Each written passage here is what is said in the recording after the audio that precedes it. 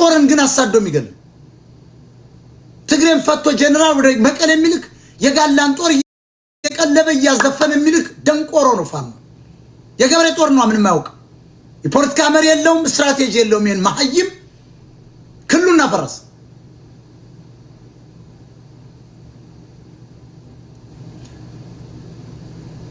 አሁን አማራ ተጎልቶ የነሱን ሀብትና ንብረት የከተማ ፎቆች ጽዳት ሆኖ ገረዶ ሆኖ ጠላ ጠማቂው ነው ሽንት ቤት ጠራጊው ነው ተላላኪው ነው